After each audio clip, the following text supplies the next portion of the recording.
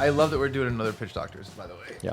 I'm always excited. I'm always excited for him. Yeah. Because we always, for some reason over the years, we've started just like moving away from each other in terms of the takes. And I think that's awesome. Yeah. Where we're just like a surprise. Like the Muppet one I thought was fucking awesome. Oh, yeah. No, it's a playground. Yeah, it's the best. Yeah. I'm very excited for it.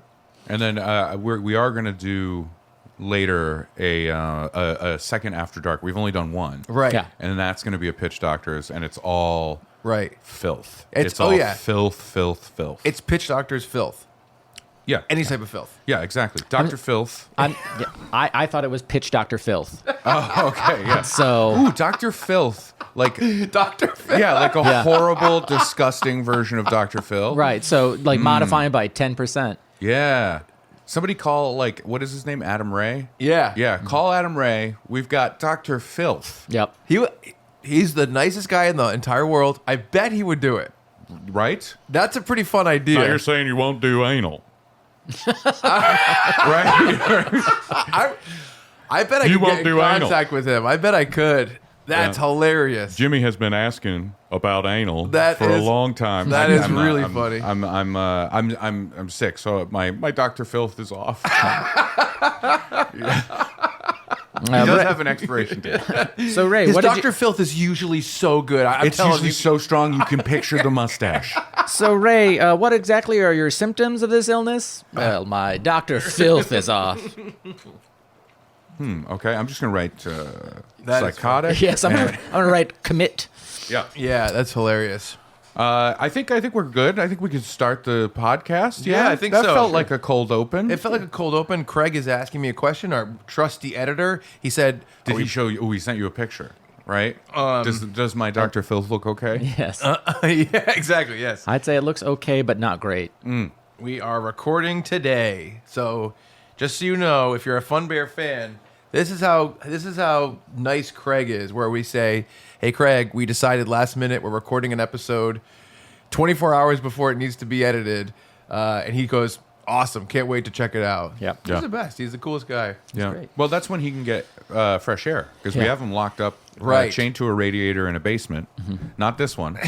He's under the desk. And then when he has to edit, he can come up. Yes. And be by a window. Yeah, we give him the food is like the slop with the 2 SD cards. Yeah. And we slide it under his cell. He thinks it's a window. It's a monitor. Oh, it's so sad. Isn't it sad? Yeah. It's like, I guess you could call it like, what if Severance had no money? Right. Yeah. And it's that. It's that. Yeah. I'm gonna. So, you watched the Severance season finale? Well, obviously, let's not spoil no, it. he's not gonna spoil that. We're not gonna spoil it. We're good. We're better than that.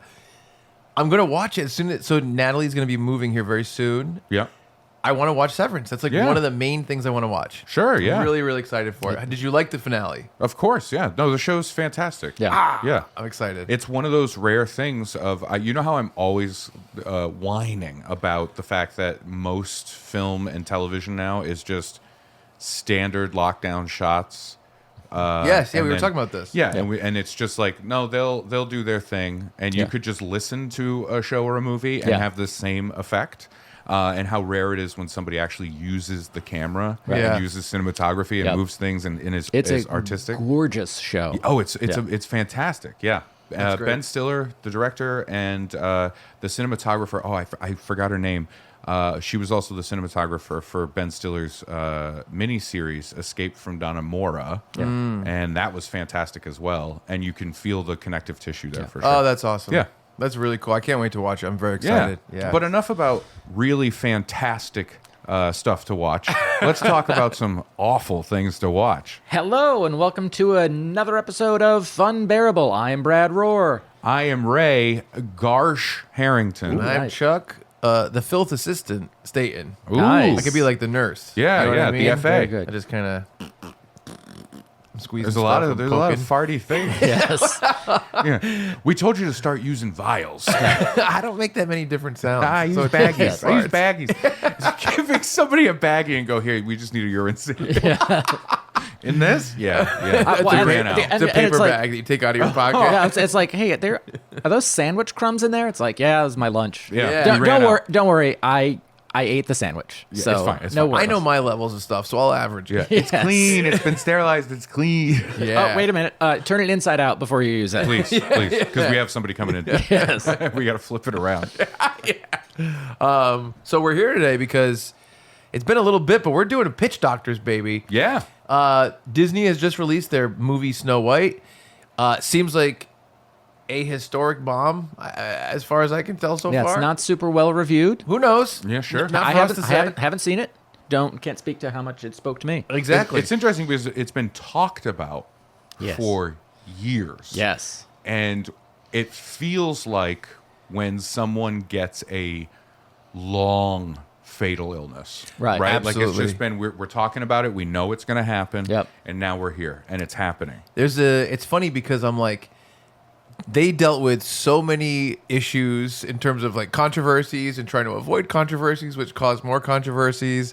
It's just a crazy situation. Yeah, yeah. But when things like that are going on in the real world, we like to take our little Funbear world and say, well, what if we were in charge? That's yeah. basically what we're doing. We have an episode that will never be seen that's been locked in the vault, just much like a Disney vault, but this one, we don't let anything out. No. And that was, we did a Pitch Doctors on Israel-Palestine. Yes. Oh, my God.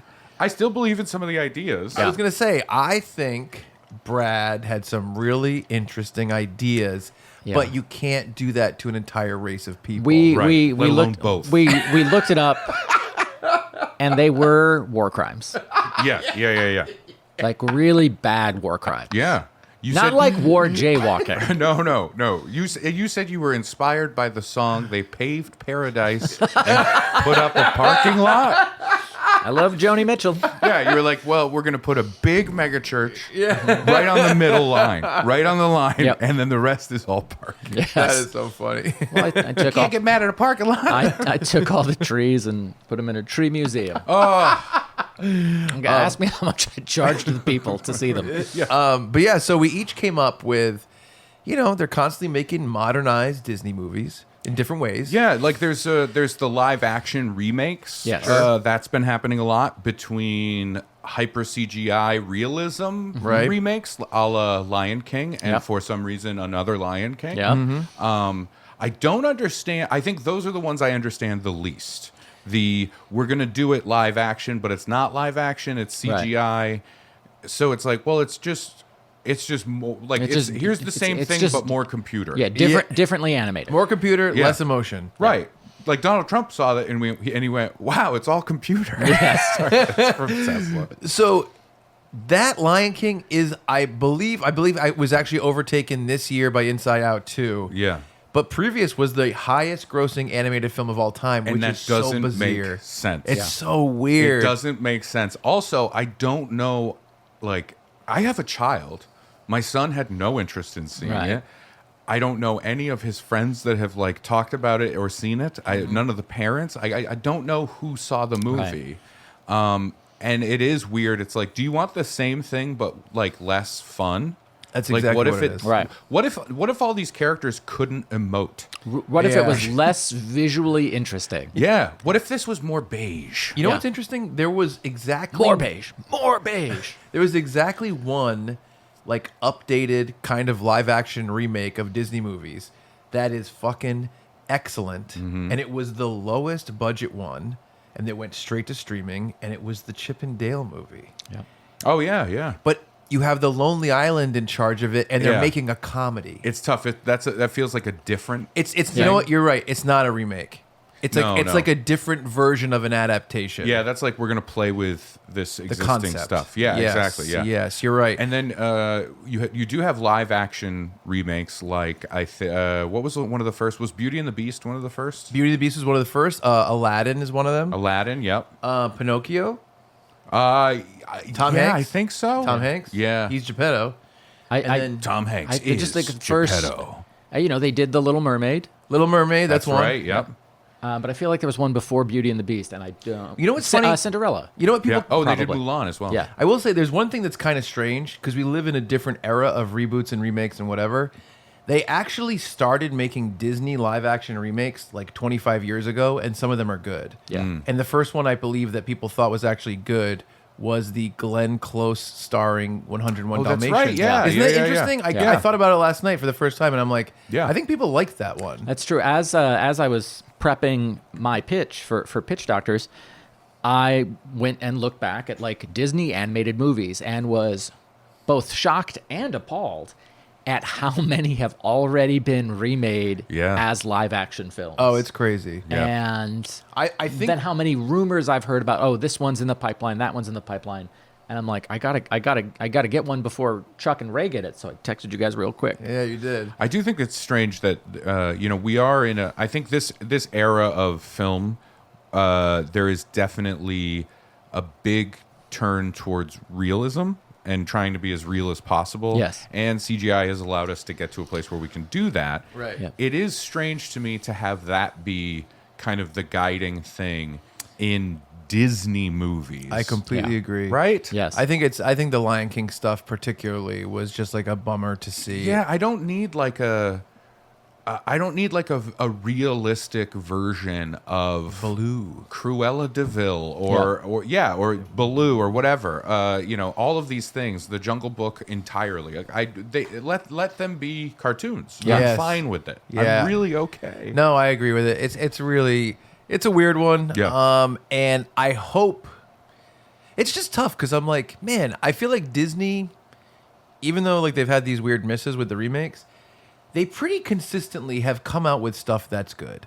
You know, like when they went to computer animation, all the original new ideas, like Toy Story and all these different things, were good. So I'm kind of like, That wasn't even Disney though. That was Yeah. back when it was just Pixar. Yeah. And now even they are like out of ideas. And Yeah. it went from like when a Pixar movie came out, you were like, oh, this will be good. Yeah. for sure. It's kind of a guarantee. But now it is just like, yeah, Elemental, Inside Out 2. Yeah. We're going to give you these things. Now it's become like a cliche, Yeah. like the Pixar model Yeah. of a movie. Right. You know what I mean? yeah, Interesting. it's really, they're in a weird place. yeah. I mean, Go ahead. I was just gonna say it's really interesting because I think Snow White is the valley, like the lowest they've kind of hit, and they also kind of did the same thing last year with Marvel, with the Marvels, and it was sure. like their lowest of the low, Yeah. and so they're going to be in a weird place as a company, and I'm just saying, hey, maybe that's part of my pitch. Okay. All right. Well, let's get into it. Let's stop complaining about Disney and let's fix it. Let's get in there. Some The fix elbow it. grease. Yep, the feel it fixes this. Kerplunk, Wait. kerplank, you know? Shit. Yep, the Felix Fix It is. I broke mine in middle school on a horseback riding trip. I swear I'm still a virgin, Mom. Yeah. Mom! Look at my Felix Fixidus. That's split right down the middle. No You even horse do did it. this. Yeah, no horse did this. I know it was the saddle horn. It's the thing where you hold it. I would love to go first if I could. Please do. Yeah. And I absolutely. present my pitch for the live action remake of Mickey and the Beanstalk. I am very excited. And to be for clear, this. these are our goal here is to modernize some Disney thing, right? Yes. Exactly. Bring it into Also- the modern world. Before I start, I'd like to remind our listener viewers that this is a comedy show, and so sometimes we propose ideas that we don't actually believe in. And so maybe don't cut any clips out of context for this entire episode. This is interesting. I'm gonna also have something that's pretty. Yeah. Okay. I feel okay. I feel okay. All right. I mean, I've told nothing but the truth here today. Yeah. I did break my Felix Fixidus, horseback rider. But I did say to the doctor when he was looking at it was Dr. Filth, and he was like, "This is all messed up." And I said, "You should see the horse." And we had a good laugh. And we high-fived mustaches. That's great. Yeah. That's called kissing. Oh Oh no. The idea of no, saying, it's a high-five mustache. I'm not gay. I'm not gay. The idea of saying we high five mustache, like, this is just kissing. Yeah, and but- then and be then like, the other no. person- Yeah, sometimes you go down low, but you use your tongue. Yeah. Down low, up high. Yeah, I'm high five. I'm high fiving, and then we Come here. tongue high five. Come here. Yeah. We did tongue daps. All right. Mickey and the Beanstalk live action remake. I love this because, like, I know what I'm doing, and it's very far away from this area. And I love that you've gone in a direction of like, no, I'm going full on kids animated movie. Right. Okay. Yes, me too. This is beautiful. Mickey, played by Chris Pratt. Yeah. Where's Blue? I'm out. Where's the button? I'm out. Donald, played by Bill Hader. Oh, And- you would be a good Donald. Yeah. And He's a voice. Goofina, played by Sabrina Carpenter, Ooh, this is hot. are roommates in the fictional town of Los Yorkes, Calisota. They are broke. We get scenes of them struggling to survive. A sheet of newspaper is the blanket all three have to share.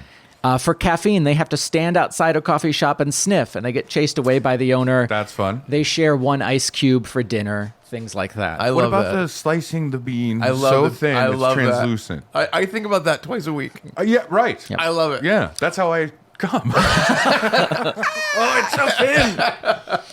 We learn Goofina is trying to get a job at a big pharma company, but is striking out. Donald continues to start jobs, but inevitably flips out because of his temper and loses those jobs. It is unclear what Mickey does to survive. One day, Mickey comes in and tells them he has won a $10 gift card to a gardening website. Instead of buying expensive organic potato and cucumber seeds, he opts to buy the magic beans because they're on sale.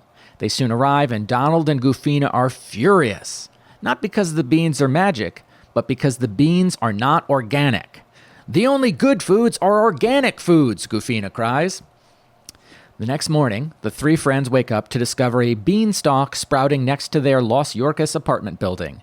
It's like 6 feet tall, overnight. In amazement, they check it out. Wow, beans are already growing on it.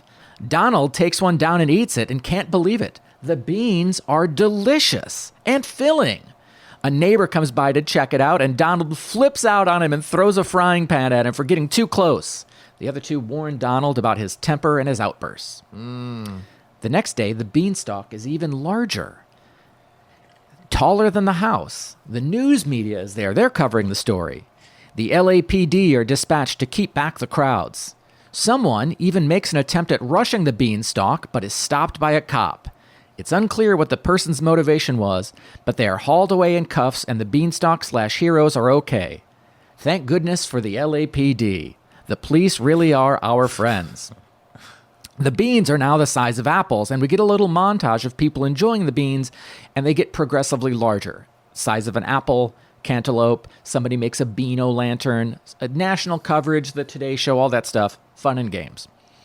The beanstalk is now gigantic, but a haze has developed around the top of the beanstalk, and government helicopters and drones can't get close enough, and they won't let private companies get close enough to check it out. On the ground, the city of Los Yorkes has now claimed eminent domain on the beanstalk, much to the frustration of our three heroes. A government scientist approaches the stalk to get a sample, but the leaves unfurl and smack the scientist back. The trio gets close and reassures the stalk that everything will be okay. No one else can get close to this thing. The government backs off. The haze at the top of the stalk has gone fully opaque and is starting to spread. Our heroes, worried for their off-screen, mentioned once and never again families, decide they have to climb the beanstalk to see what's at the top. The climb to the top features cool CGI fight and action scenes. You can hardly even tell it's not a real giant beanstalk. They arrive in the haze to find a giant world in the clouds. As they make their way to what appears to be a giant's castle, they meet a wise old sage, played by Kevin Sorbo, who tells them the story of the golden harp, which previously allowed Los Yorkes to prosper. As the trio take their leave of Kevin Sorbo, he admonishes them to know where your allegiances lie. The trio gets closer to the castle and have to cross a moat to get in. This I took directly from the cartoon. They find a giant pea pod, and as they're getting in to ride it like a canoe, Donald rocks the boat in his rage, and Goofina falls in the moat. She gets out and has to take off her outer layer of clothes, and we get some male gaze shots. Mickey realizes Goofina is really hot. As he has this realization, the group gets attacked by dragonflies. All the dragonflies are red and white, and maybe someone comments how they smell like maple syrup. A giant orange fish jumps out of the moat around the castle and eats all the dragonflies. The trio profusely thank the fish, then make their way into the castle. Wow, everything is huge here. We get some fun and games with giant stuff in the giant's castle, then eventually meet the Golden Harp, voiced, of course, by Alex Jones. Golden harp. Now, again, I will remind people, let's not cut any clips out of context. There are little people coming up here and taking our things. They're hurting the fish. We learn that the giant who has the harp didn't earn anything. The harp was just given to them for being DEI. They're turning the harps gay. Mickey, Donald, and Goofina don't know what that means, and the Golden Harp gives a 6-minute one-shot monologue about DEI. It makes very little sense. The giant comes in. Oh no! The Golden Harp's most feared enemy, played by Leslie Jones. She tells the trio she can change into anything she wants. There's some chase scenes and cool transformations, but most of the effects budget has already been spent, so we mostly get shots of Goofina running and looking scared. Her clothes, now completely dry, have ripped and torn artfully, though. Yowza. Yeah. Finally, Mickey convinces the giant to turn into him. The giant stops, tears in her eyes. She said she never really understood it before, how difficult it was to be a Mickey in Los Yorkis. She says the secret is that we should listen to each other and work to get... BAM! Donald has snuck up behind the giant as Mickey and hit him with a frying pan. Looks like Donald's temper is a good thing. As this sinks in, the giant wakes up and then chases Donald. Meanwhile, Mickey and Goofina can't get the Golden Harp's lockbox open with any of the giant's keys. Finally, Mickey remembers what the wise sage told them and says the Pledge of Allegiance to the harp's lockbox, and it springs open. The harp plays Cat Scratch Fever, and the giant passes out. The trio make a beeline for the stalk entrance. They scramble back down, and the giant is about halfway there when they finish. They try to chop down the stalk. No dice, it's too strong. Mickey places his hand on the stalk and issues the command, Beanstalk wither, and the stalk withers and the giant crashes to the ground, dead. Oh yeah, she landed on an abortion clinic and crushed everyone in there. As the three heroes survey the debris of their neighborhood, they are approached by a man in a suit. He says he's from Monsanto, and says that GMO crops like the beanstalk are the future, and the trio enthusiastically agrees, citing the size, nutrition, and taste of the beans. But no giants, says Donald, and all three laugh. The guy from Monsanto offers Goofina a job paying $200,000 a year, and she declines, saying she wants to stay home and raise Mickey's babies. The scientist then for the daddies. The scientist then offers Mickey the same job, and he immediately negotiates a raise to $300,000 a year. Donald says he wants to make sure the harp's message gets out to the world, and the harp says he doesn't want to do a TV show, but maybe something on the internet. ... Roll credits. Post credits. An anonymous high school student is in front of the principal. The principal misgenders the student, and the student is like, my pronouns are they, them, and I identify as a cat, so I need a litter box. The door is kicked open, and the trio is there. Mickey now has vine hands. Donald has frying pans across his back like Deadpool's swords. And Goofina is glowing with some unknown power. The vines grab hold of the student and pull their pants away from their waist. Goofina puts a finger to her temple, then smiles and says, looks like she'll be using the girls' room. The end. Ooh, It's okay. quite a story. It is a modern take for the world in which we live. Yes. Craig, can you do me a favor on this episode alone? You don't have to cut to me. You don't have to cut to me. You can leave the camera over there. That's fine. I'm trying to distance myself from this particular stalk of bean. I mean, I was pretty upfront with that we don't necessarily believe in everything we say. Sure, yeah. A lot of it is for entertainment purposes. It's just bizarre how similar of a direction. It's actually not. It's not a similar take, but just the idea is very similar in mine. I started with really nothing, and then was like, well, what about GMOs? Yeah. And I'm like, well, I guess you'd be saying that GMOs are good. And I'm like, well, if that's going to appeal to someone, what other stuff is going to appeal to this audience? Right. And that was it. If I could have figured out a way to get anti-vax stuff in there, I would have. Oh yeah. Oh, absolutely. Yeah, Yeah. Now, my question is this: the bean, quote unquote, that Mickey planted. it's got to be a red pill, right? Yeah. Oh, yeah. that's funny. Absolutely. That's really Yeah. funny. Yeah. Yeah. That's very funny. Wow. I was like, all right, Golden Harp, who is the enemy of Alex Jones? And I'm like, yeah, let's like a strong black woman is who they're afraid of. Sure. So And I like that they have the same last name. yes. Ooh. Yes. More Leslie and similarities than Alex? equals. Yep. What a crazy couple they would be. That's the odd couple right there. Yeah. So that was my my modernization of Mickey and the Beanstalk, probably for a different audience than the Funbearable audience. Probably, yeah. I mean, Ben Shapiro has talked a lot about his, they have their own film production company. Yes. Mhm. This feels like maybe it's one of their kids' movies. So in a recent filmed episode of Funbearable, but not yet aired, we do some things with movies, and one of my movies, like little gamify things, was going to be produced by Ben Shapiro's production company. Oh, that's funny. But I knew I had this coming, and so call. I didn't want to double up on it. So you call. rigged your own game. Yes, very much so. What a twisted mind. Yeah, that's Good me. call. Yeah. I like no, that, buddy. was Good job. that was it was stark. It was shocking. It was what I wanted it to be. Yeah. Which would be a movie that I wouldn't want to ever see. Which is how I fair. feel about a lot of these live Yeah. action remakes. So there we go. Mickey and the Beanstalk, done. Walt Disney, if you want to make it, don't call me. I don't want to be involved with this. I will Alan Smith There's this. some stuff that Walt Disney would really Yeah. dig about that. If this gets adapted, story by Alan Smithy, please. Starring Alan Smithy. Brad Rohr. I'm Sabrina Carpenter. Hey there, children. It's me, Charlie. Oh no! There should not be children watching or listening to this No. podcast. And all you children out there, you're here to find out about Narragansett Beer, Wait, our are you sponsor. advertising beer to children? Well, children meaning my listeners and followers. Your listeners? listeners. Oh, and you guys followers. can be part of it. Wait, are we children? So anyway, I don't want to be a part of this. on a Cut recent to ad, 5 minutes later, Brad's like, "I'm the head child. I'm in charge. These kids don't know what they're doing." So in a recent promo spot, we talked about Steven Spielberg on the set of Jaws. Remember that? Yeah. Last week? Yeah. Talked about the things that he did. What people don't know is that he also had himself a case of Narragansett Beer on the set of Jurassic Park. Oh no! Yeah. Oh no! So many tooth holes.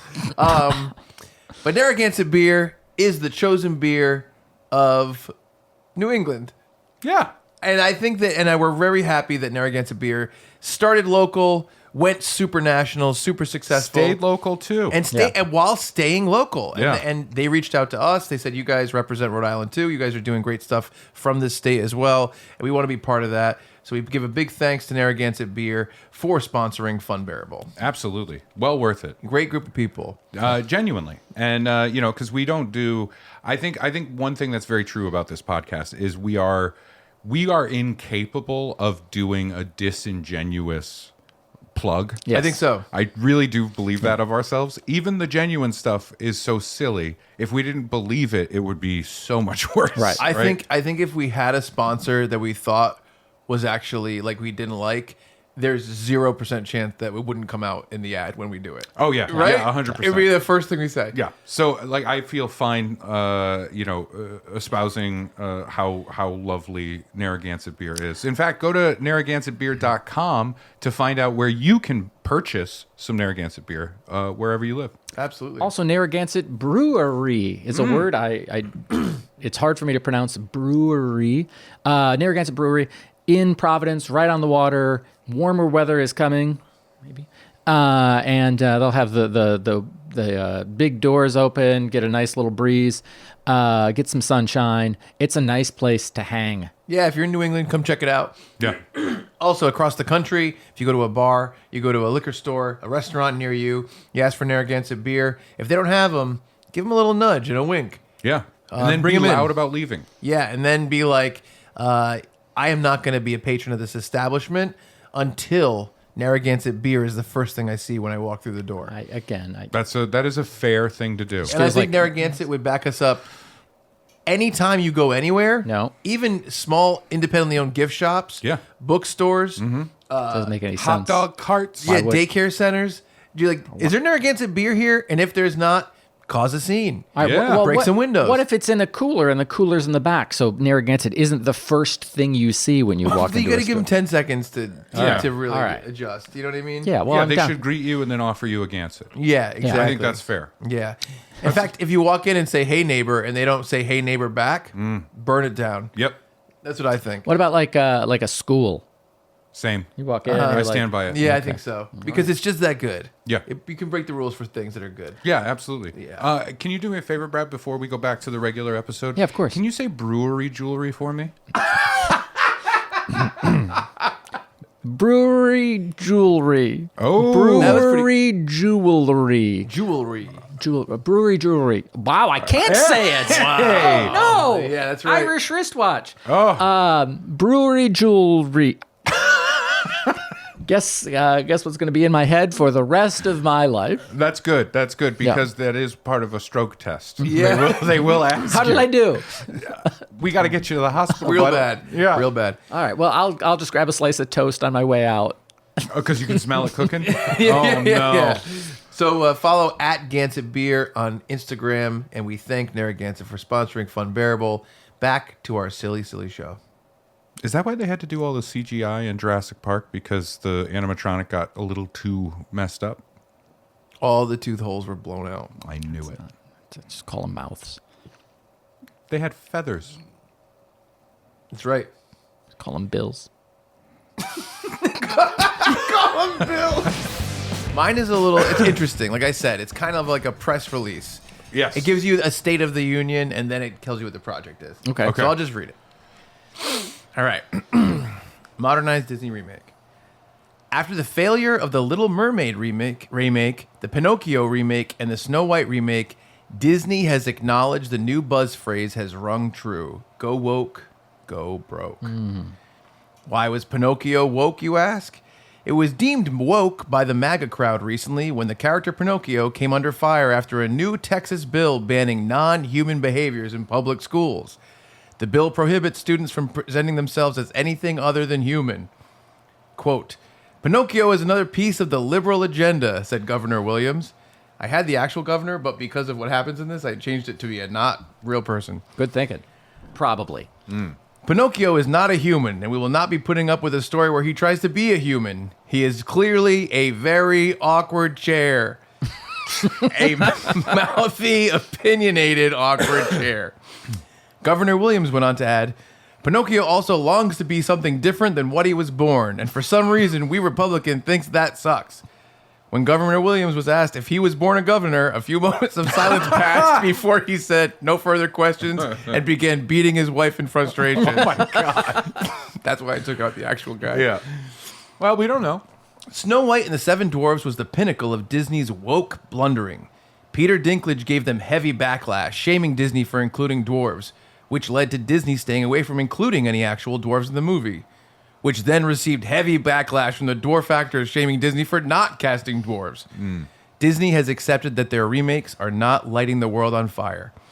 They need to change direction. The world's already on fire. That's true. And due to the current climate, the person they've decided to turn to is Elon Musk. Oh, no.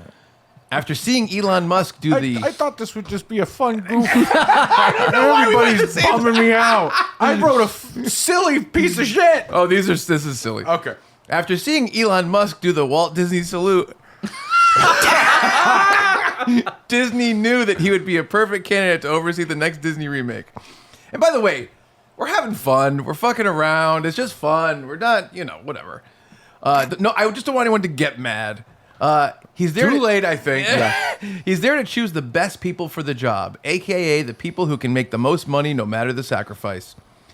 Musk was quoted as saying, joining Disney will be an exciting venture. After my work with PayPal, Tesla, and Twitter, I'm excited to join another business long after it was made successful by the hard work of other people. Musk continued, looking back at my life with my brother Kimball back in 1995 as two illegal immigrants, I am proud to have worked my way so high up in America. Musk was then asked if he found it hypocritical to be involved with the president as he pushes to deport illegal immigrants, preventing them from working their way up as Musk has.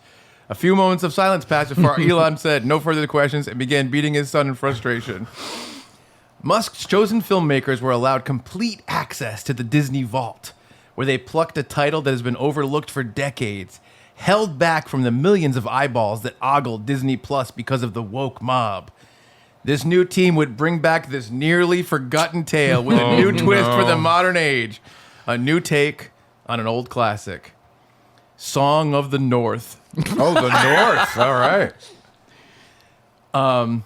Note from the filmmakers when reading this thing. We got a note from the filmmakers here. It says, please read highlighted words with sarcastically and with petulance. So I will do that. Okay.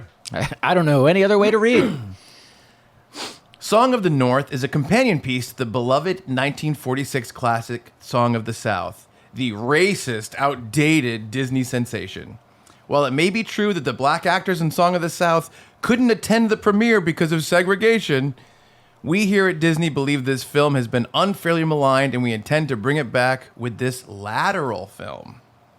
Song of the North shows you what the North, wink, wanted for their utopia at the time, right after slavery was abolished. Whereas in Song of the South, we depict Uncle Remus as a kindly sage on a Georgia plantation, telling stories and sharing wisdom while still knowing his place.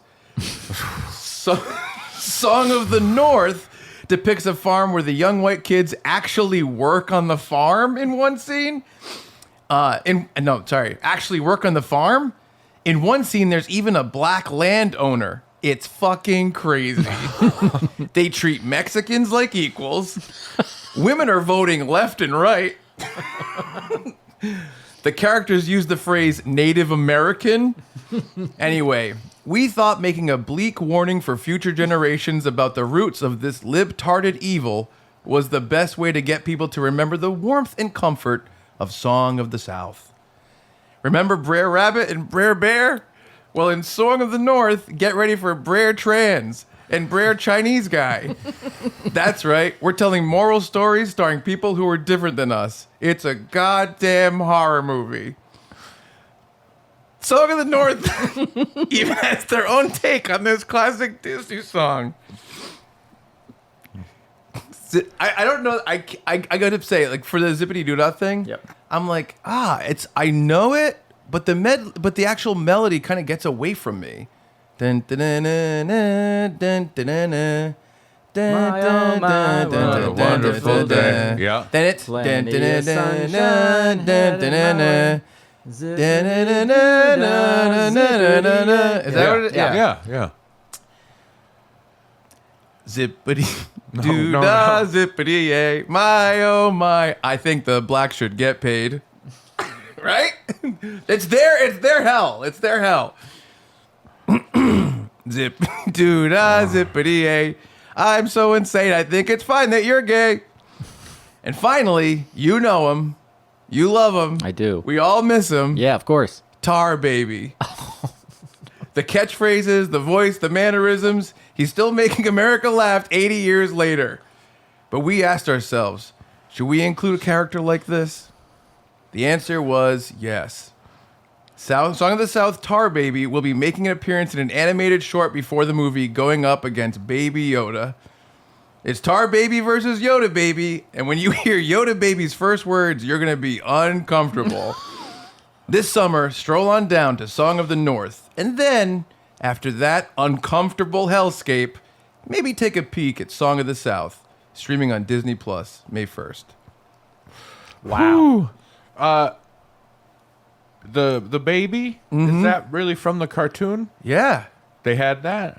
Yes. Okay. I just want to clarify for everybody that was not your Oh no. thing. No, so it's funny because I don't even want to say it. So I mean, I know Song of the South, like, it's so forgotten that I really didn't have too much knowledge of it. Like, I know I Zippy- only have yeah. a visual in my head of Uncle Remus standing and like singing to a bird or a crow or something, like in an animated world. I didn't know about that part with the baby that name. I think what people know is Zippity Doo-Dah, the song, and the ride Splash Mountain is from Brer Rabbit. Yeah. That's part of the characters.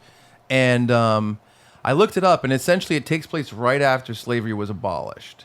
and it's in Georgia, and it's just like a guy who's very stereotypical of the time, and they have like a woman that's on the farm as well. It's very stereotypical of the time, and there's this like rich 7-year-old boy, and he's dressed up like really nice, and he's having like very typical kid problems. Yeah. And so Uncle Remus tells him stories about Brer Rabbit and Brer Bear. Yeah.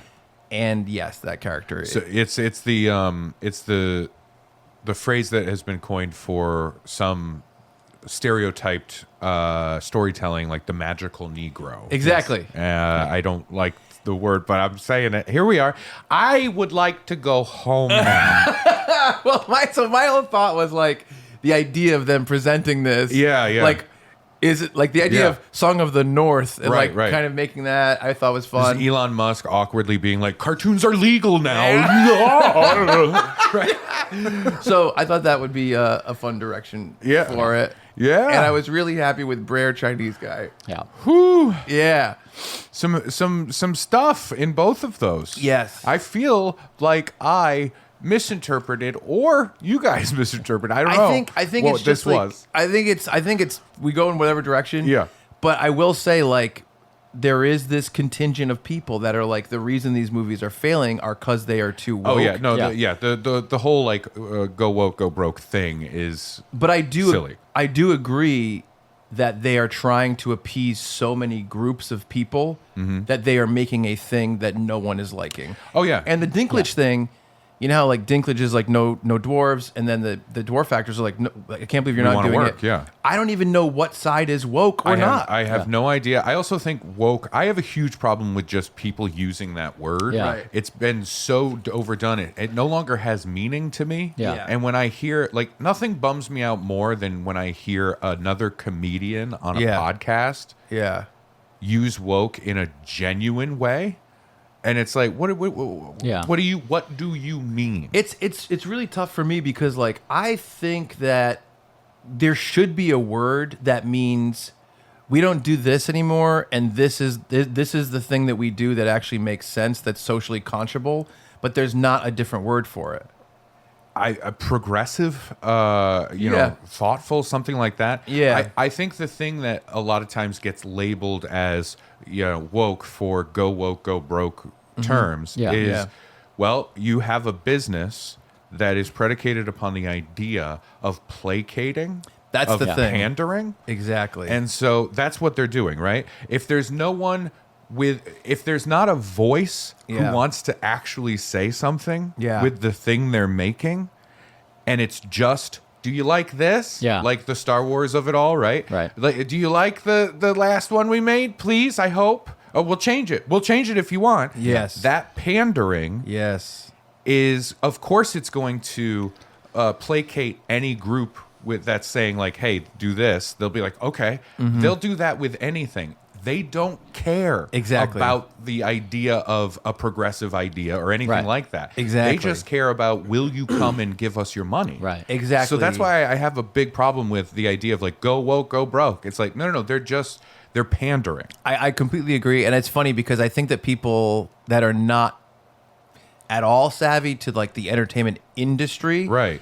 they don't realize that like if they think 51% of people are going to be psyched that a character is a minority as opposed to being white, then they're going to put that character in. And if they Right. think 51% of people would be happier if the character was white, then they're going to make it white. Sure, because sure. it's just about getting people to pay dollars. Right, and now we're in a space where that conversation gets so muddled. One of my favorite things that just happened recently was Joe Rogan was talking about Severance and how good the show was, and then there was an entire discourse online about the idea of Severance being woke because they have a fucking gay character, right? Yeah. And there was a whole conversation, and then like Rogan and like all that group, they're like, no, it's not woke. It's not woke. It's just gay characters. Like that's not. Yeah. And they're trying to go, okay, so we've created this weird thing Exactly. Yeah. where anything that is not straight white Yeah. is woke. Exactly. But we like this one. So it's not. Yeah. I Why? think It's You know funny. what I mean? I Yeah. completely agree. There's a great video. There's a channel called Heavy Spoilers on YouTube. He does a great job. His name's Paul. He's And that's in it. a fat guy redoing Cars, right? Yeah. He eats Cheetos, and he's like, and at the end, Bruce Willis was dead the whole time. Sorry, guys. Oh, I thought it was just It's like just putting him spoilers putting on spoilers Cars. on Oh, Cars. sorry, it's on Cars. I Like, think here's your yes. old Corolla. Well, I think you know what we're going to do with it. It's actually Exhibit. He just really let himself go. Yeah. Triple exhibit. But he, Quadruple exhibit. there you go. But this guy's really great. I think he is stationed in England, and he does a lot of movie stuff. And he just did a new video, either called "Let's Talk About Snow White" or "The Snow White Problem," and he kind of breaks all this stuff down. And it's great because he really has a very centered point of view on this stuff, where he's like, I do think it makes more sense as opposed to saying, hey, let's take 100 years of James Bond books and comic books and movies and say, now it's an Indian woman. Instead of doing that, he's like, I think that people do find that to be like, we're getting rid of stuff that was written in 1922 and like all these different things that are like important to this character. He's like, I think that the people that are anti those changes are looking for, hopefully, if they are progressive people, they're looking for new characters and new worlds. Right, exactly, yeah. So it seems like the empty capitalist thing to do. Yeah. To just generally be like, let's shift this person around. Let's do this we're, around. we're out of ideas and we need it to be recognizable. Yeah. So we're going to take existing IP. And the cynical version of it is, let's just take the existing IP. How do we make it new? Oh, we'll just swap things. We'll just do a different thing. And it is all pandery. But the Yes. problem is, I hate that. I hate that. Me a lot. too. But the issue is, like, I also don't look at that and go, this is woke. And I just see it as a different thing. I see it as, creatively bankrupt, big, giant studio going, what do you want? We'll just make what you want. I think the entire political discourse about this issue is ignoring the movie discourse. It's almost like the movie Yes. world knows they're regurgitating everything because they're desperate for people to go, I know the Dukes of Hazzard. I'll go see Right, that. right, yeah. They don't understand that that's why there's the Black Dukes of Hazzard. Is Right, because right. it's not because they're like, we care about the Dukes of Hazzard. We think this is blah, blah, blah. Yeah. It's because they're like, we want people to get through the door and we want to placate people and we want to try to figure out a way that it's different. Right. And they don't the understand problem that. is the business. Exactly. Not the culture. Exactly. It's, Exactly. They came out with a reboot or remake or whatever you want to call it of the Wonder Years. Yes. A couple of years ago. Yeah. Yep. And it's a black family. To me, I look at that and go, man, like just make a show. Yeah. Make a show that's a black family. Don't call it Wonder Years. Right. That's Exactly. fine. Exactly. But the studio doesn't think of it as we're going to take the Wonder Years and we're gonna wokeify it. We're Yeah. gonna make it a black family because that's important to us. Yeah. They don't give a shit. I know. They look at it and go, here's a black family sitcom. Yep. We can call it the Wonder Years Yeah. because that's already, people know it. So we don't have to advertise as much. Yes. Something like that. I mean, exactly. That's yeah. exactly right. I think about Everybody Loves Raymond, one of the most popular sitcoms at the time, and they're like, Yep. "All right, And let's a do false title, by the way. let's do a show based on There'd be no show. Chris. Three people love Raymond. Let's do a show based on Chris Rock's youth. Let's call it Everybody Hates Chris. Right. Yeah.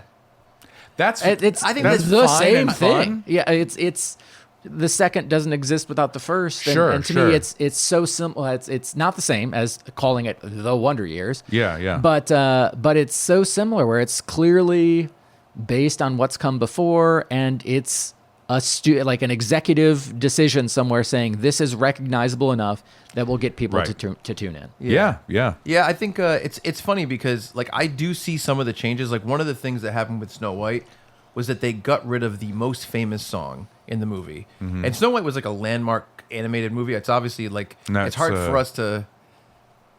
Move, bitch, get out the way, right? Isn't that it? It's by Dopey. He sings it. Yeah. They're over the credits. Yeah, yeah. And he Hey guys, check out the new Snow White. Dopey raps now. And then he has a meltdown and gets anti-Semitic. It's very weird.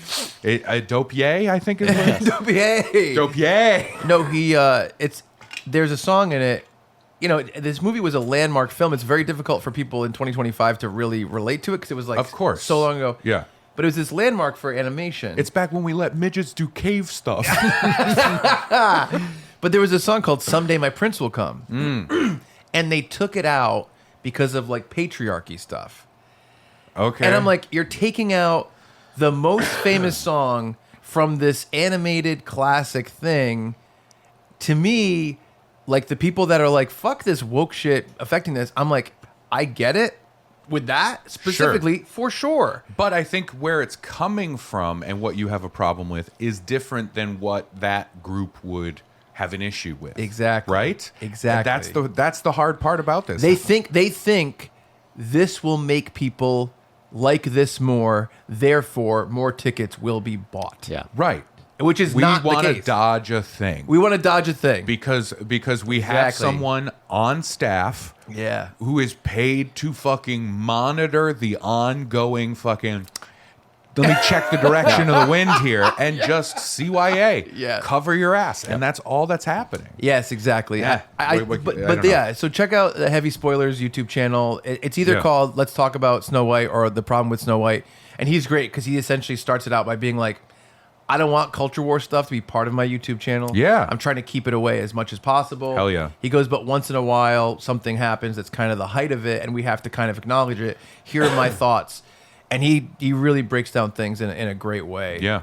That's really, really respectful to, I think, both sides of the argument, which is really cool. On the other hand, Funbearable loves being a part of the culture war. Well, I was going to say, if we're going to be part of the culture war, it's going to be us making like silly little scripts and making cartoonized versions of everybody. Dude, as a stand-up comic, the thing that has bummed me out the most about like the evolution of stand-up in the past like decade Yeah. is that stand-up became the front lines of the culture war. Yeah. And it became a thing. And I personally see there's some comics that are wading into it with a valid point of view, and I appreciate that. But there are quite a few comics that I don't necessarily think are worth shit on stage and what they're doing. Yeah. But have tapped into a thing. Yes. And are in a movement. Yep. And I think it very quickly becomes, we've talked about this a little bit before, very quickly becomes eventually, wait, no, I was kidding. Yeah. Right? And you know what I mean? It's course. that thing. Getting whipped up into that is terrifying. I agree. But you know what? Let's do some funnies. Yeah. Ray, I believe you have a thing. I have a thing. It's here right now. Which right-wing politician Yeah. did you write yours to appease? Did you stay in America or did you? I'm going after the Whig Party. Oh, good. Yeah. Good. And not for what you would think. Mine is mainly like, stop spelling it that way. Yeah. Yep. What, you don't need an H? No, it doesn't make sense. Everybody's walking around. Whig. Yeah. Whig Party. We're the Whigs. I don't like it. All right, I get it. You know, and then also somebody's been trying to get started the way you would say somebody is a part of a thing. They're a thing-er. Yeah, let's. Like somebody works in a mine as a miner. Yeah. Somebody who's a Whig Yeah, is not. Let's not say that. Yeah, let's. Can any of us name one person identified with the Whig Party? George Washington. Do you mean like they No, wore not a wig? No. no. No. It's spelled WHIG. I But it think. doesn't stand for that kind of wig. Oh, they won't stand for anything. No. I'm like, I don't really No, know. I'm no. like, maybe John Calhoun, but if you were like, how do you know that name? I'm like, I don't know. I'm gonna go Bernie Sanders. Sure. I mean- just as likely. He's left of the Democrats. Yeah. Yeah. So he's like the one actual left guy. Were the Whigs left? I don't. I don't know either. Don't know. I'm worried now that I've said stuff about the Whigs, and somebody who knows is like, actually, they were fucking horrible. Yeah. And I'd be like, oh no. Yeah. Yeah, I don't know anything about the wigs. Yeah. If you know about the Whigs, send us an email. Kristen. Funbearablepod@gmail.com. Yes, please. And please teach me, Daddy. I want to know. So Include a picture of your feet for Ray. no, I don't want the feet. I want to be Foot. stepped on. I don't want to look at the feet. Okay, so this is my modern Disney thing here, right? Yeah. I'm going for a TV show, not Okay. a movie, because Disney Plus. Yep. And they're putting stuff out, and I think it's time for them to compete for that 10 o'clock drama vibe, Okay. right? Interesting. we've got the well-known IP of all of the Disney princesses. So Yes. let's bring them together Okay. into a peak drama, very sexual, very backstabby drama kind Okay. of thing. Oh, okay. A la Euphoria. Okay. Right? Extremely popular TV show. Yes. Yes. This is Euphasia. Okay. Yeah. Euphasia, and the title, the poster for it is Euphasia, and it's got all the faces of the princesses, and then it says beauty, betrayal, drugs, sex, and violence. Right? Wow. So we're in it. I We're like in it. several of those things. This is a water cooler show. Okay. This is the show, right? Like Yeah. people watching White Lotus, they're like, "Wow, I can't believe that incest thing happened just Yeah. now." Right. I haven't watched the new season, so I don't know. But I'm like, I like Walton Goggins, and I can't wait to see what he did. I don't know. And this is going to be that show where people like. TV Twitter is going to explode every new episode. We're Yeah. going to talk about Euphasia. Got it. So I want my pitch is just give you a flavor of this thing. Okay. Kind of the beginning of the show. Yeah. Right? You're tuning into the first episode. Yeah. It's a hot Saturday night in Disney City. The Disney princesses are out for a night on the town to celebrate Cinderella getting engaged. The nightclub is thumping. Fog machines, lasers, and a vague sensual beat of The Weekend fills the air. The princesses are in their own VIP booth. It's been a while since they've all been together. The girls are laughing and drinking, living for the night. That's when Snow White arrives. Sure, she was invited, but no one thought she'd actually show up. Not since what happened with her and Cinderella. But here she is, with a mischievous grin and a dress way too revealing. Belle, shy and bookish, ever the peacemaker of the group, tries to break the tension by remarking on Snow White's outfit. Snow White laughs it off and says, "Oh, this? My boyfriends picked it out. They love it." Oh, okay. Snow White broke things off with her prince last year, after the whole thing with Cinderella. Now she's in a very sexual and very public poly situation. She takes every opportunity to tell people about her polycule. It's like if you put them all together, they make one perfect guy. You know? It's the three of us. She also loves to make her friends uncomfortable with her stories of their sex life. They're my short kings. I just lay back and they just do whatever they want. To me, to each other, whatever. It gets fucking gross.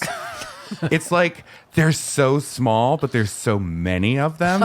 It's like a wave of animalistic lust crashing down on me. And sometimes I think I might drown in them. Wow. It's very sensual. This I show. like it. I like it. This is a horny show. Yeah. Right. The third episode flashback of Snow White and the Seven Dwarfs sex scene that lasts for an entire song by The Weekend becomes an internet sensation immediately. Belle, blushing, tries to laugh it off. "Oh, Snow, you're so bad." Belle laughs nervously, trying to hide how curious she really is. Snow White smiles back with a brief flash of recognition in her eyes. She knows a freak when she sees one. "Belle, darling, sometimes you have to be a little bad to feel good. And don't call me Snow White anymore." Zoom in. It's Aurora. Ooh. That's her actual name. Oh, I cool. looked it up. Her real name That's in good. the shit is Aurora. Very Euphasia. Yeah. You look up. I upset. thought Aurora was the name of Sleeping Beauty. Is that not? Maybe they're both. Oh, maybe I'm confusing Snow White and Sleeping Beauty. In fact, I know I am now. Oops. They've Well, the, been the combined. dwarves were with Snow White. Yeah. They've been combined now. Yeah. That's She fine. does Sleeping Beauty. Yeah. Because later it comes in. Okay. Sorry. That's so funny. You know what's so Should have funny? checked with you, Brad. I also combined Sleeping Beauty and Snow White in my Yeah. head. Yeah. It's Because too, I'm like- it's too far back. They I don't both, Yeah, know. exactly. they're both woken by true love's kiss. That's what. Are they both? Yeah. Yeah, and then they go Oh. broke from it. Yeah. Yeah. Because they were woke and then they got broke. Yeah. Here we go. Ariel, the little mermaid, is sipping champagne, and when Here we she go. hears this, the Aurora. What, Aurora. did you just say, "Here we go"? I'm interested. Yeah, this is the. I'm invested. To be Ariel's fair, here? Hold on. As a millennial, I will say, you don't understand this. I Brad. don't. Ariel was the horniest of the Yes, princesses. absolutely. She's wearing a bra the whole time with her Made titties out of out. seashells, redhead, you know, and she's that perfect kind of manic pixie dream girl where she just doesn't know the world. So any average guy, literally any fucking jamoke, is princely and wonderful because they know the world. So many movies have been made on that principle true. alone. Yeah. Beautiful woman arrives from space, a different dimension, the sea, wherever. And some average guy's like, huh? Yeah. Oh, I know what a toll booth is. And she's like, you're the smartest man in the whole world. And that's a movie. All right. I'll also say, in terms of the Disney Splash. princesses, Yeah. Fifth Element. Yeah. think of the design of Snow White. It's weird. The face is weird. Ariel, she's pretty. Science has proven she can actually get it. Well, we tried, but she has the whole fish bottom. Yeah. Some people like that. Okay. So, so I've combined Snow White Yeah. and Sleeping Beauty. That's I fine. apologize. You know what? I'll say this. The controversy of that just leads to more viewers. Exactly. Yep. People are going to tune in. Yep. Ariel, the Little Mermaid. So this is upon hearing that she's going by Aurora now. Snow White. The Little Mermaid is sipping champagne when she hears this. She nearly chokes on a laugh. Aurora snaps back at her. What's so funny, Air? Ariel blushes, and she's had a little too much champagne already. Oh, nothing, really. It's just the clothes, the new name. Don't you think it's a little cliche? Aurora still pushing her fake smile. Cliche, Air? Coming from someone who bases her entire existence on a man? That hurts. Ariel returns the fake smile back. Snow, Aurora, whatever you want to call yourself, you're still a bitch. I know we're supposed to be so careful around you because last year you took a bottle of sleeping pills and tried to kill yourself. The princess is all paused. By the way, that's where I confuse Sleeping Beauty. Yeah. I love this idea for a modern Euphoria-style show of Snow White, a.k.a. Sleeping Beauty. Yep. Yeah. Overdosing on sleeping pills is Yes, very yeah. fun to me. That's great. The princess is all pause, not sure what will happen next. They all look at Aurora, who is embarrassed. Her pride is hurt. You know, Air, ever since you got your voice back, you never seem to shut the fuck up.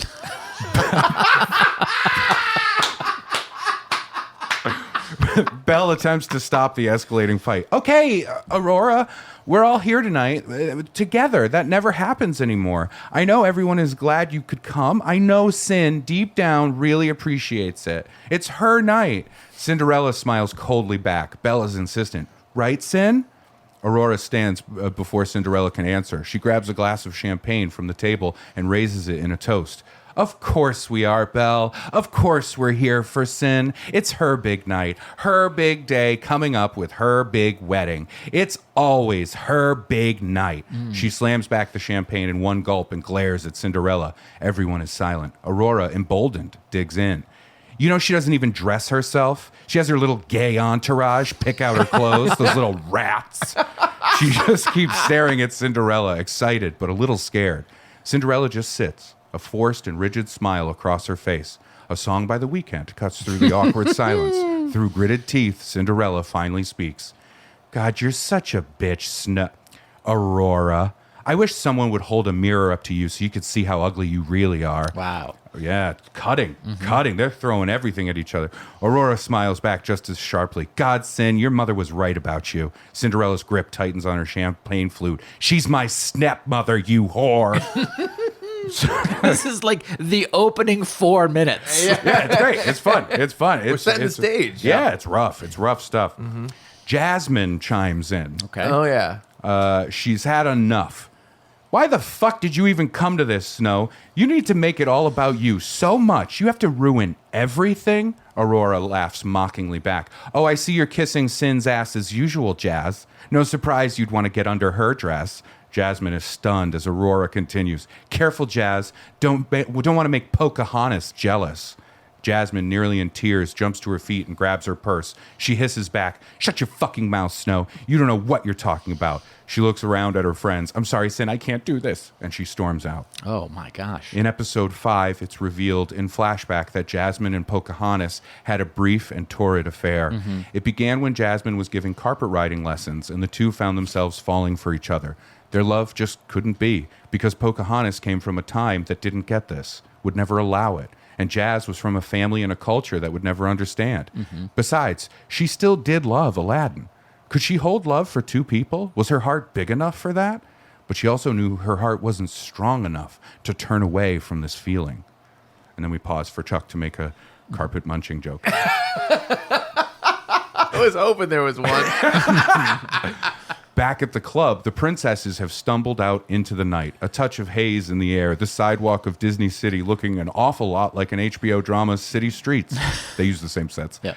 The fighting has continued and the celebrating is over. Cinderella is wiping mascara away from her cheeks as Ariel and Belle comfort her. She sighs, exasperated.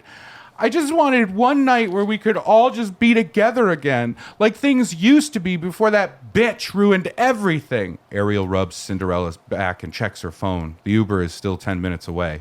Belle tries to lighten the mood. You know, Cin, I think she's just hurt. And Cinderella snaps back. Fuck off. You're always defending her, and you know she treats you like shit, Belle. No one knows what to say. Belle tries to speak, but can't find the words. Cinderella continues, you're so prim and proper, you can't even see that she fucking hates you. Snow hates all of us. Belle meekly and quietly interjects, it's Aurora now. And with that, Cinderella slaps Belle in the face as hard as she can. They're all stunned. Belle's eyes fill with tears, but she wills them back. She touches her lip and sees blood on her fingertips. For a split second, she thinks of her boyfriend, the Beast. He had hit her like this, many times. Never hard enough to show, never in front of the furniture that worked for him. But alone, he could be a monster. One minute, the loving man she fell for. The next, a stranger to her. She wanted to leave him, had even tried before, but she couldn't. Something in her knew if she left, he would find her and kill her. He kept her like a beautiful rose under glass. Another beautiful thing in his collection. Wow. The phrase, the furniture that works for him, Yes. was Yeah. delightful. Yep. Belle is lost in that thought as Ariel gets between her and Cinderella. She pushes Cinderella back. Stop it! Leave Belle alone, Cin. She's just trying to help. Cinderella reaches toward Belle, wanting to apologize as Ariel continues.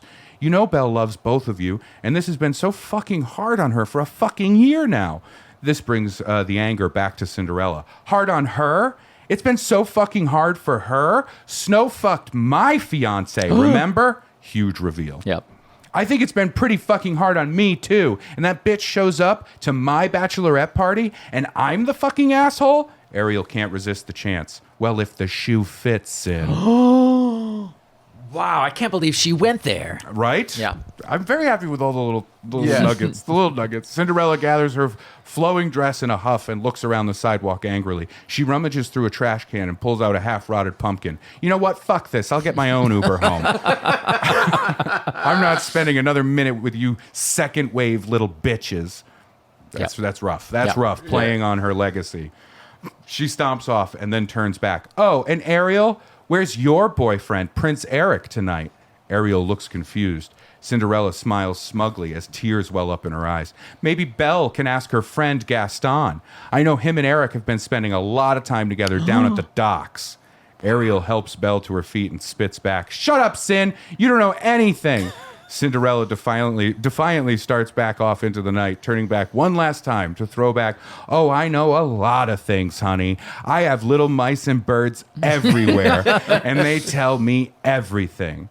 Rain begins to fall lightly as Belle and Ariel straighten themselves out, and Ariel checks her phone again. The Uber is almost there. The pair stand silently as it begins to rain harder. The silence is broken by Ariel inhaling, and then... Wandering free, wish I could be part of their... Belle whacks her in the arm. Don't fucking sing right now. A flash of lightning, the rain builds, and we follow the water in the gutter. Down, down, down the streets of Disney City. It's midnight. The bells chime from a church tower somewhere in the distance. A slow, sad song by The Weeknd plays as we see people dashing for doorways, standing under awnings, cars splashing through new puddles, neon signs reflecting in those puddles. Another flash of lightning illuminates the skyline for a split second, and we see Quasimodo ringing the church bells. Good. Then darkness again as the camera settles on a darkened alley. Another flash of lightning, and we see her, Snow White, Aurora, laying sprawled out on the ground. There's something in her hand, something on the pavement, sleeping pills. But did she take them herself, or did someone force her? That's something that the rest of the princesses would find out, no matter what, even if it killed them. And that's the end of the episode. That's great. Yeah, that's the great. cliffhanger end of the episode. Very That's fun, good. man. That was awesome. Yeah, so they're going to go on a little adventure, right? Yeah. I have a feeling they're all going to suspect each other of killing Snow White. It sounds like Pretty Little Liars a little bit. Sure, yeah. You know, yeah. Yeah, I wanted to kind of combine the idea of them as a group hating each other. Yeah. Kind of sealed the deal for me. Oh, that's great. That's great. You know, my one note is, you mentioned The Weeknd 4 times. I think. Yes. Maybe just replace The Weeknd with Kid Rock. Okay. Yeah, that could really work for the vibe, right? Yeah. Sin, you're such a bitch. Bah with the bah, diggy, diggy. Right? That would be fun. Yeah, I think we're gonna see more characters come in. Oh, yeah, of course. As they go along. Yeah. The princes will get their due, but really just the idea of them all hating and fucking each other, and stabbing each other in the back. That's very fun. Yeah, it's a fun move. I do think that the end of the season, the big reveal right before those credits, or maybe even post credits, is that Snow White, aka Sleeping Beauty, in my mind, faked her death. Yes. She's not even dead. No. Yeah, she's right. standing on like a balcony overlooking the city as the chaos she's created is all happening, and she's like drinking some champagne. Yes. You know what I mean? Yeah. And then it just cuts from there. Yeah. And That's everybody's great. like, what's going to happen next season? Yeah. Yes. Yeah. No, I think that's great. That's a great world to create and to put them all together in. Yeah. Yeah, that's fun. No, that's really, really fun. I liked it a lot. I really like the half-rotted pumpkin. Oh, Pumpkin yeah. Yeah. I think you could pepper in so much more stuff like that. I was just thinking the exact same thing. Yeah, but it's all delivered deadly serious. Oh, absolutely. Deadly serious. Absolutely. Because we've seen some stuff that takes in like that idea. Weren't there like 2 movies made where like a Disney princess shows up in the real world or something? One was Enchanted with Amy Adams, and they made a sequel to it, I think, where she, from the real world, went into fairy tale land. I think. Okay. Unenchanted. I don't know. Disenchanted? I feel like that was the animated Matt Groening show. Yeah. Oh yeah. But yeah, It was something like that. Yeah. Yeah, I think there's been some play with like, oh no, now this very Well, silly and then Disney there were the thing is in the real shows world. like Once Upon a Time, which was fairy tale Oh yeah. Oh, characters in the real world. Yeah. Oh, Never watched it. You know what? It's like has multiple seasons, and it is all the characters together. There is a show that's like that, but it's almost like a teen drama, so it's pretty light. Yeah. What the fuck is that called? It's called Once Upon a Time. Oh, that's what it is. That's the Oh, one. all right. You sure? That was I feel like there were 2 of them. Yeah. But Once Upon a Time was definitely Where one it's of like them. Rapunzel. But it was like Yeah. like an ABC show, and this. Yeah. No, For- this is full HBO. Yeah. Like we're talking Yeah. sex Oh, scenes yeah. that Yeah. are like I want modern people to go, "Oh my god." Yeah. Right? Yeah. Like I want that. Too Yeah. much. I think that was penetration, right? Like I want all of that stuff. And then, let's do some fucked up fucking. Yeah. Let's do the stuff that people will talk about on the internet later. You Yeah. know what I mean? Yeah. Where does Sebastian fit into this? Yes, Right? yes. Let's find out. Yeah, I love that. And so yeah, it is a fun idea. Like it was a goof, and then when I started writing, it was that dumb thing that it sometimes happens when we do stuff for Funbearable. Yep. I'm writing it, I'm like, actually, what if it's and I get more into it, That's I think that's the key to it, is that we think that the ideas are fun and we play with them. I love that. But it does feel. I do feel when that's happening. Like I was working on it, and then my wife came home, and I felt like I got caught. Yeah. You know what I mean? Yeah, What are yeah. you doing? No, I'm writing nothing. Nothing. And then Belle gets really mad. You know what I mean? Yeah, no, of course. Oh, and that would be another part of the show. Yep. It's hinted to in this episode that Belle is in an abusive relationship Yeah. with the Beast. Of course. I think in the end she's going to muster up the strength to kill the Beast. I think Okay. she's going to Yeah. shoot the Beast, and some of the friends will help her hide the body Right, and get yeah. away with it and things like that. Yeah, that's good. Everybody's killing and fucking in this show. Yeah. Yeah, that's the vibe I got. Yeah. And I like That's it. that's a great tagline to the execs. It's like, hey, everybody, Everybody's killing and in fucking. this show. Yeah. Yeah. Yeah. It's good. It's good stuff. No, it's good. 3 disparate pitches. What are the 2 things we know about media? Sex sells, and if it bleeds, it leads. So this is going to lead cells. Yeah, yeah, exactly. Yeah. Yeah. Yep. No, good stuff. Good stuff all around, folks out there. If you feel drawn to one project or another, let us know. Send us an email, funbearablepod@gmail.com, or find us on socials @funbearablepod. Always happy to hear from all y'all. Apologies if we made anyone so mad their face turned red. Yes. Yeah. Apologies if we made anybody so horny that their face turned red. Yeah. As well. Yeah. You get anger, horny. Right. And that I think that works for a lot of people. I think so. And you know what? Maybe the horniness going last has diffused. The anger. Maybe. You know what I mean? Yeah. Or maybe now they're all charged up. Or it's And worse than then ever was. they're sitting in their car driving, listening to this right now, and they're saying, "I'm gonna," and then it's the first case of like road rage sex. Yeah. Road Just rage like boners. hate fucking. You know what I mean? Yes, I'm yes. telling you to fucking honk your horn. You know what it is? Yeah. Yeah. Oh my god! The light's green. Yeah. Good stuff. But yeah, we appreciate you all being with us on this journey. Give us a like, give us a rating, give us a follow. Do what you got to do. We appreciate it all. For Ray Harrington and Chuck Staten, I'm Brad Rohr saying thank you so much, and we're sorry for being Funbearable. Now I think, Chuck, you made it pretty clear out of the princesses. Ariel, right? I think I'm with you, Brad. Where do you stand? What princess would you like? What gets your motor revving? I mean, I like that Belle is bookish. Okay. What about Meg from Hercules?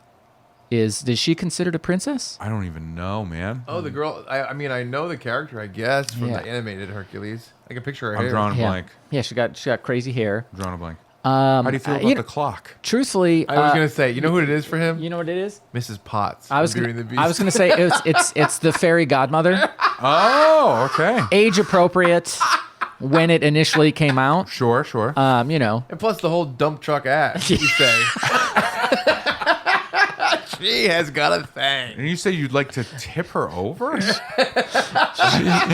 you want to pour out? That's disgusting. fairy godmother is my bibbity bobbity boo. Oh, it's so dumb. Yep. I'm embarrassed for you. I'm sorry, I didn't look at the camera when I said it because I knew I'd be ashamed.